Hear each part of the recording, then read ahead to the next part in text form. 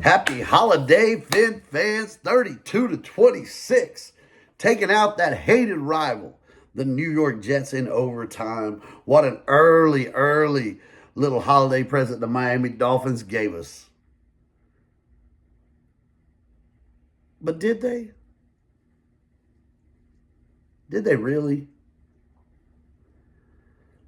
You know, this is a familiar time of year for us as Dolphin fans. It's called on the bubble season, right?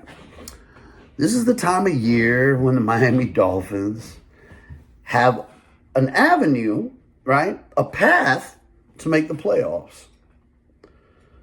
But we always need some help. Well, not always. We had a couple times in our control, but that didn't work out well.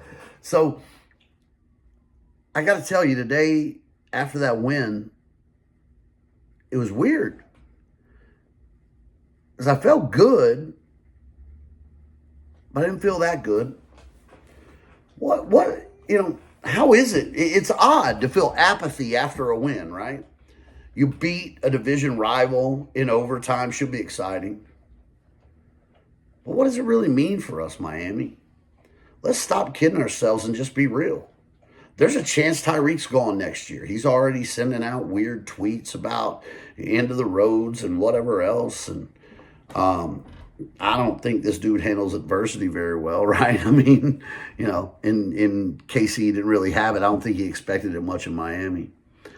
We're not going to make the playoffs. And if we did, look, there's a path. We went out and a couple other things happened with some other teams. But what even happens if we do? That's the thing. I've been a Dolphins fan for my entire life, 40 plus years. And more often than not, I end up in this same spot every December. Purgatory. Not good enough to truly compete, but not bad enough to get a decent draft choice to make it better. Outside of the tank for 2 years. Look, I know there are other franchises who have been through this. I get it. They probably had it worse than us. Cleveland, Chicago. I got you. But man, being a Dolphin fan is just always being stuck in the middle, isn't it? It just can't quite get over the hump. I love Coach Mike McDaniel. I do. I like characters. I like different types of people and personalities. So I'm going to enjoy him for the rest of the season because I don't think there's any way he's back. And I don't know if maybe this is enough to, signal the end of Chris Greer. If it ain't just on our performance, maybe look at the fact that Noah Igbenogany is having one of the most fantastic seasons as a nickel cornerback with the Washington Commanders. Watch the guys, that walked away from us excel, and the guys that we bring in fail. It's a splash free agent. It's always trying to make a move. It's to make us believe. Stephen Ross wants to. He wants to. He does. He'll spend the money to do it. There just seems to be a curse down in Miami. I'll leave you with this. We're talking with some friends of mine, and we were talking about how teams just represent their culture, their city, their personality. It just matches. Pittsburgh Steelers play like some kids from Pittsburgh, man. I lived there. Hardcore. They go to bat with this. They fight. It's tooth and nail. It's hardcore football. Baltimore, same way. A little more thuggish. I'm a little north of there now, but same way. That's how they play. We can't deny it anymore, Dolphin fans. We're soft. Miami's soft. It breaks my heart to think that we had a man that was ready and willing to change that culture for us for forever, and we let him walk for Adam Gase. So I don't know about you guys. I'm going to keep watching the Dolphins, but I'm going to turn my attention to the Detroit Lions because Dan Campbell was here. Dan Campbell wanted to help us. Dan Campbell tried to toughen us up in the little bit of time that we gave him, but we didn't finish the job. It's an awful place to be because here's the thing. We're not going to be good. We're not going to make a run. It's just realistic. And now we're going to end up with a middle-of-the-pack draft choice. It's where we always end up.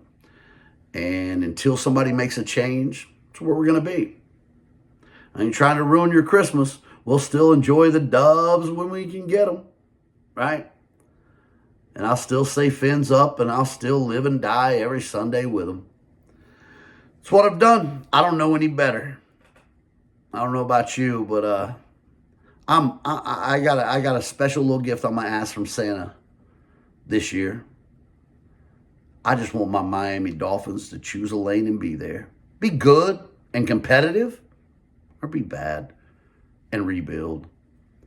Standing in the middle all the time, man, God, you can't understand how hard that really hits and what that does to a fan base, right? And the players who've been there, right? They're going to go.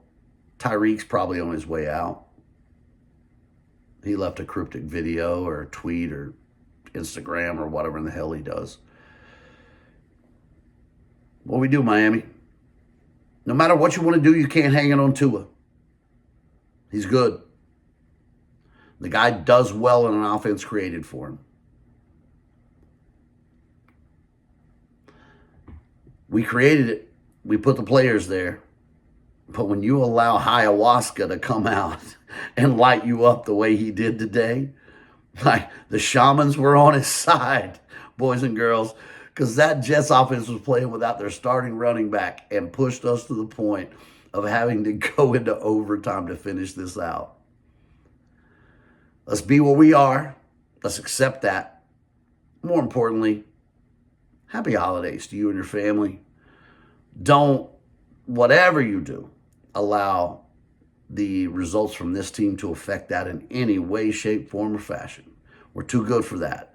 We've been through it too long. We know how to handle it, right? So let's get through it strong. Fins up.